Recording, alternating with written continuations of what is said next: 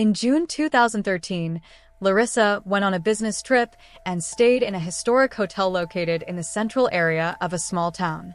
That night, she began hearing laughter and the sound of children's footsteps in the hallway, but when she went to check, the corridor was completely empty.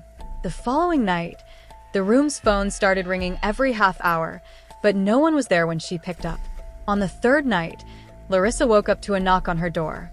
When she looked through the peephole, she saw a child facing away from her, crying.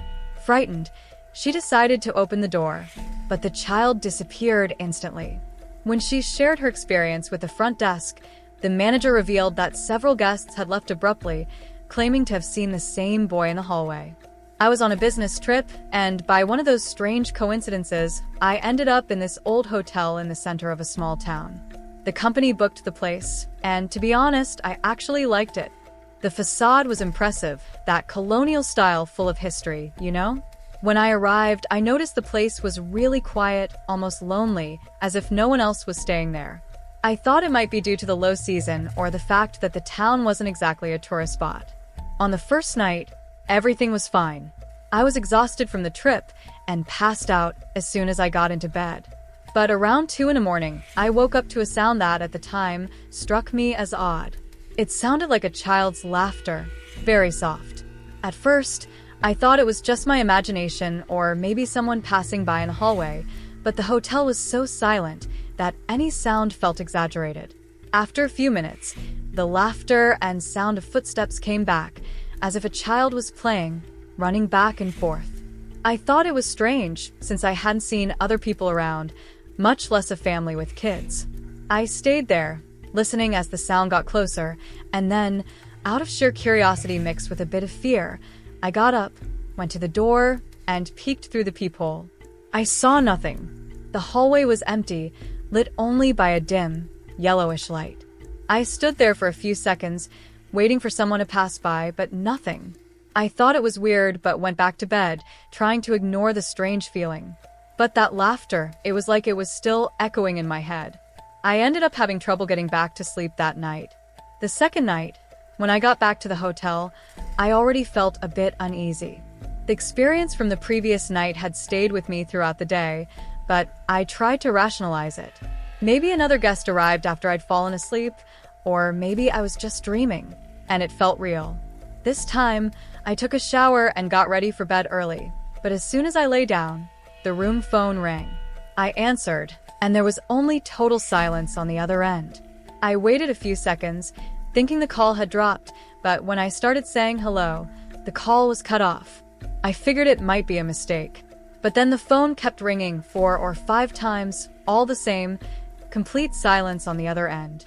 I hung up each time and tried not to let it bother me, but my heart was racing. That night, I slept on and off, always waking up to the phone ringing. Each time I picked up, it was just my own breathing I could hear. I even tried to unplug the cord, but the phone was one of those old ones, bolted to the wall. By around 3 in the morning, the last call startled me so badly that I almost jumped out of bed.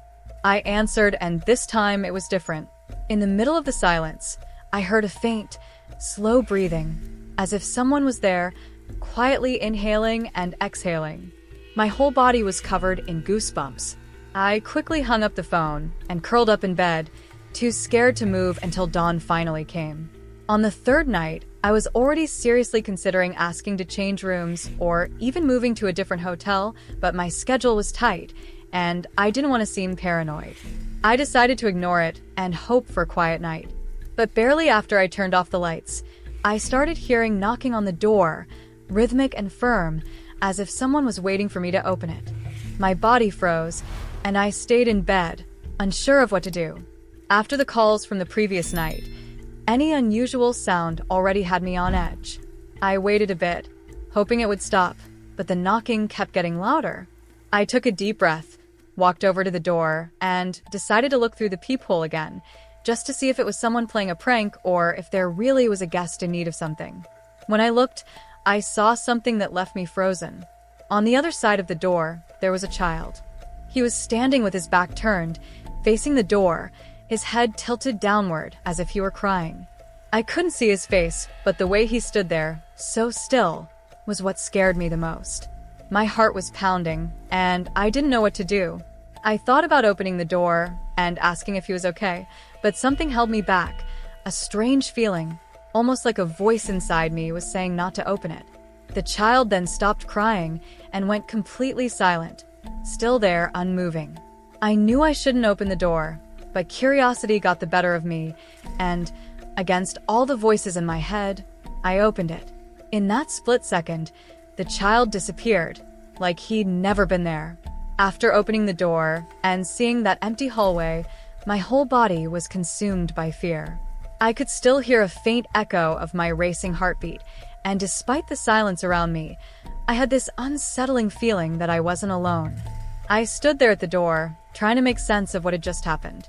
It couldn't be possible that the child had vanished so quickly.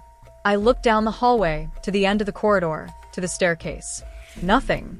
The hotel was in such deep silence that it felt stifling. I closed the door and sat on the bed, trying to convince myself that I was just tired, that maybe I was hallucinating, but I knew that wasn't it. There was something off about that hotel, about that room specifically. I spent the rest of the night wide awake, with all the lights on, anxiously waiting for dawn. The next morning, I must have looked terrible, with dark circles under my eyes and a pale face from hardly any sleep. I went down for breakfast and started watching the few other guests there, trying to find a familiar face, but no one seemed to have gone through what I had. I debated whether I was going crazy, or if I was just the only one noticing something odd about the hotel. Finally, I gathered my courage and went to the front desk to ask, casually, if there were any children staying in the hotel over the past few days. The receptionist, an older, serious man, gave me a strange look, almost as if he knew what I was getting at. He quickly denied it, but his answer felt rehearsed, which only made me more suspicious. I felt like I was being watched, like something there wanted me to stop digging around. The whole day, I was tempted to make an excuse and leave the hotel, but my work held me there. That night, I returned to my room with a heavy feeling in my chest, unable to hide my nerves. This time, I put a chair against the door and kept the bedside lamp on, ready for anything that might happen. I was getting ready to sleep when, suddenly, the lights flickered. The lamp was blinking, and the ceiling fixture was making that typical electrical sound. And then, as if it were a cruel joke, the phone started ringing again.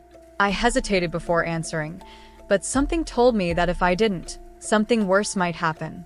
When I finally picked up, I heard a low, childlike laugh on the other end, like a distant echo.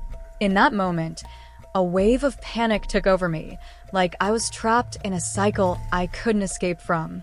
On the last night, just before checking out, I had the worst experience of all. Around 3 a.m, I woke up to the sound of the child laughing, but this time, it wasn't coming from the hallway or the phone.